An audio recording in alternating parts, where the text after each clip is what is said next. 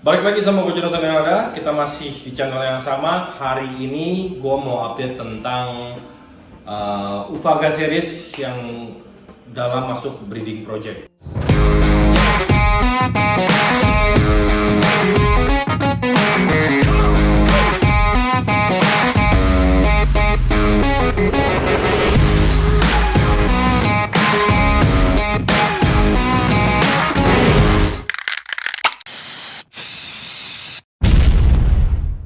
Seperti gue pernah bilang ya, Uvaga ini punya level yang sedikit lebih berbeda dibandingkan dengan Ranitomia, dengan Nictorius, dengan Auratus, dan lain-lain. Karena kenapa Uvaga diambil dari nama pemakan telur? Karena di sini gue ada beberapa koloni Uvaga. Ada yang tidak bisa diambil anaknya ini. Jadi untuk mereka proses pembudidayaan atau breedingnya perlu waktu atau siklus yang lebih lama. Jadi kita misalkan analogi seperti ini. Dari telur sampai jadi seekor anak katak perlu waktu 3 bulan. Dan selama 3 bulan ini berarti dia stop produksi. 1 tahun itu ada 12 bulan. Jadi ya mungkin 1 tahun 3 sampai dengan 4 clutch. Dan kelas mereka tuh kecil, tidak seperti dark frog yang lain. That's why kenapa dibilang ini udah next another level. Dan harganya juga lebih jauh fantastis.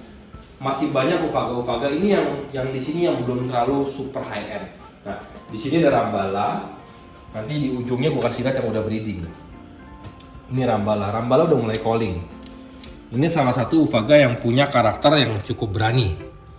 Tuh, gue suka banget sama mereka. Dan suara calling mereka mirip-mirip semua. Ini Rambala.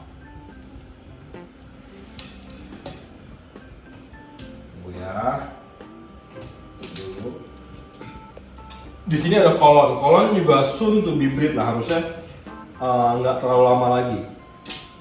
Coba dicari nih, ada ketemu nggak ya? Tuh di ujung kolon. Kebetulan lagi dikasih makan nih. Sorry ya kalau suaranya agak-agak kurang jelas karena kita lupa bawa mic, jadi cuma pakai handphone. Gue pikir sekalian gue update lah ya. Yang udah mulai breeding di sini, Uvaga Bastimentos. Jadi Bastimentos ini salah satu yang paling favorit juga. Karakternya karena cukup berani, warnanya kuat, udah gitu sangat kontras, orange, dot hitam, ada putih. Jadi kontrasnya luar biasa. Dan mereka termasuk jenis Uvaga yang berani. Nggak semua Uvaga itu bermental preman. Kayak kolon sedikit lebih pemalu. Tapi ketika mereka udah terbiasa dengan satu rutin, dengan enclosure yang nyaman, mereka pasti keluar. Kayak yang di tempat satu lagi di rumah, Esperanza lebih advance lagi. Sebenarnya bukan dari harga atau dari kelangkaan. Kenapa gue kategorikan sebagai advanced keeping atau entry level keeping? Yang ngebedain mereka, gue takut begitu mulai orang give up karena pelihara sesuatu tapi kayak nggak pelihara apa-apa. Ini kalau kita lihat Bastimentos dengan santainya di sini. Nah, kasih makan dia nongkrong.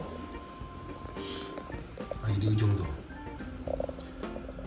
Ada beberapa sih di sini. Ada beberapa ekor gue. Tuh, satu di sana, sebelahnya lagi tuh. Nah, warna orange-nya pun beda-beda. Ada yang lebih vibrant, tebal banget orange-nya, ada yang lebih kayak agak kekuningan. Ya itu sih natural lah ya. Dan mereka, ini kalau dilihat, kenapa setup Uvaga gue simple banget gue setup Uvaga, cuman begini, tanaman seadanya. Karena mereka suka banget ngumpet, gue gak terlalu banyak kasih tempat ngumpet, karena repot untuk kontrol apakah mereka baik-baik aja, apakah mereka lagi sakit, dan lain-lain. Ketika gue buat complicated, agak susah. Kecuali buat display. Ketika buat breeding, setup gue sangat simple. Dan kita wajib taruh namanya ini bromelia. Nah, ini bromelia. Salah satu dari bromelia ini sudah ada babynya mereka, si kecebongnya. Nah, kembali lagi antara bisakah kita menangkap dengan kamera atau nggak bisa, kita coba. Cuman kalau sampai nggak dapat, gue udah sempat ngambil tapi vertikal, nggak yang horizontal. Nanti kita masukin ke dalam klipnya biar bisa ngeliat seperti apa sih baby mereka. Dan kebetulan cuma satu, bayangin aja cuma satu. Jadi waiting listnya pun buat dapetin mereka pun cukup lama. Karena memang sedikit, dan apalagi untuk menentukan, untuk to determine untuk dapatkan sepasang atau enggak itu sulit sekali. Sebenarnya mereka masuk ke titik maturity cukup nggak terlalu lama, tapi itu ketika mereka mulai breeding kita nggak bisa ngambil telurnya, jadi harus bersabar seperti ini, hanya bisa monitor setiap hari. Coba nih, mudah-mudahan bisa. Dia udah di dalam yang ini di atas, tapi memang susah sih, tuh sulit banget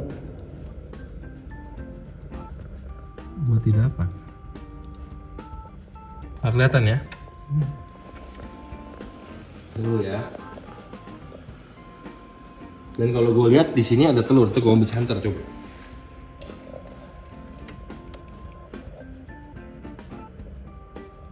Sini. Nih. Di sini nih. Tuh putih-putih di ujung tuh, kelihatan tuh di ujung situ. Tuh, lihat kan? Nah, itulah telurnya. Jadi ya harus banyak bersabar dengan si ufaga ini. Tapi ya challenge-nya lebih apa ya? Lebih seru. Jadi begini, ada antara kemauan dan keperluan dalam membuat sebuah konsep vivarium.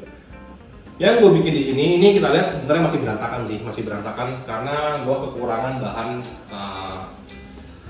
kosongnya ya, bahan jadinya gue masih kekurangan, masih banyak yang harus diisi. Kenapa di sini gue bikin layout semua simple, hanya pakai satu log kayu dan nggak ngejelimet? Ya karena di sini dikhususkan untuk breeding purposes. Tapi ketika kita mau buat yang lebih advance dan jelimet, kita bisa lihat ke sini. Ini gue lagi bikin beberapa hardscape yang masih belum jadi.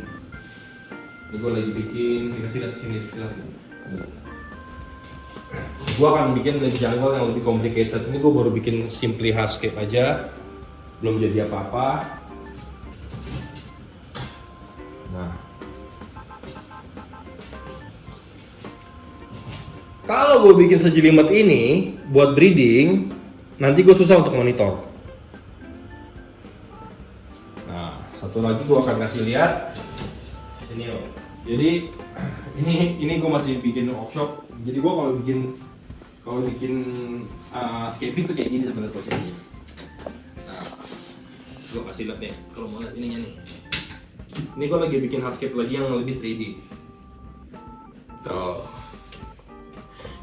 Ini lebarnya 90. Ini bukan untuk ufaga. Kalau ufaga gue pakai 45, 60. Standar lah, ukuran standar. Jadi ini gue lagi bikin yang buat wallnya yang ini, yang sebelah sini. Nah. Jadi di wall ini nanti bakal 6 ya. 6, 90. 90.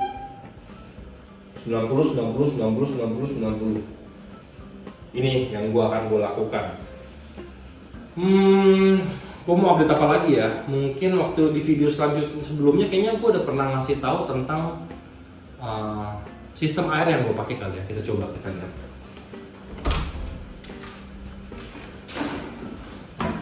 Jadi sistem gue kayak gini. Ini gue pakai RO. Jadi gue pakai sistem RO. Ini udah masuknya udah kayak industrial. Kapasitas airnya luar biasa banyak. Gue pakai RO dan gue pakai pressure reservoir. Jadi si banda putih ini gunanya untuk menambah pressure, menstabilkan pressure air. Yang dimana kalau cuma menggunakan satu pompa ini hasilnya nggak bisa optimal. Airnya cuma ceret gitu. Dan ini udah semaksimal mungkin. Mau nggak mau nanti pompanya gue tambah lagi. Mereknya nggak masalah, merek apa aja. Yang penting kita lihat berapa PSI kekuatan dia. Dan ini persiapan tanaman-tanaman karena masih ongoing progresnya. Ya tuh, bisa dilihat nih ini persiapan lumut-lumut. Ya, udah seger-seger nih. Ini udah dry nih. Ini persiapan lumut. Dan ini persiapan tanaman-tanaman yang dalam biodome. di sini semua. Seperti gua bilang, mana ya sprayer gua? Taruh dulu. Yang di rumah gua juga sama, gua menggunakan hormon yang organik. Kita bisa lihat hasil tanamannya.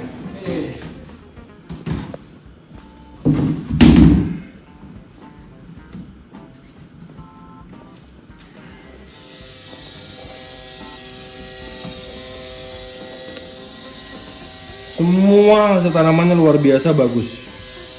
Dan ini gue nggak usah spraying setiap hari. Cukup kasih makan kayak begini. Kita tutup untuk menjaga kelembapan. Yang seperti gue bilang, ini propagating the plants atau menstabilkan tanaman-tanaman ini.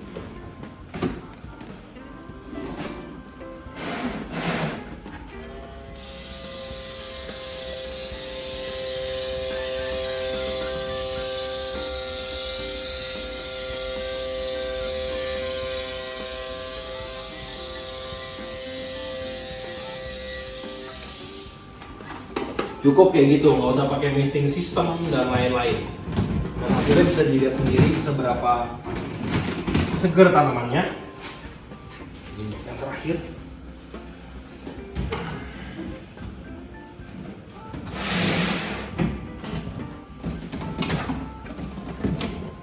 Ini banyak labisia. Tuh lihat kan, pada keluar tunas-tunas baru nih. Tunas baru, nanti tinggal pecah aja nih. Ini gue suka semua nih gini-ginian. Akarnya pada keluar, optimal lah hasilnya.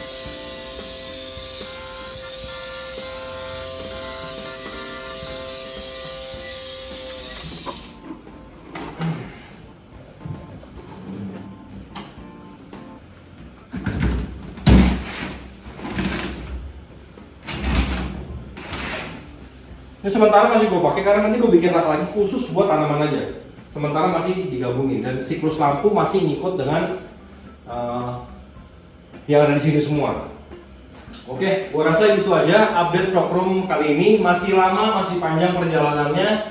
Ya nantinya gue bakal masuk spesies-spesies yang sebenarnya excited banget sih. Gue jangan sebutin sekarang, kita tunggu saat gue update ruangan ini lagi ketika udah banyak. Oke? Sehat terus, tunggu dulu, jangan lupa like, subscribe, hidupin loncengnya, komen, like, share semuanya, pokoknya dukung terus channel kita. Salam sehat selalu, salam fokus, bye bye.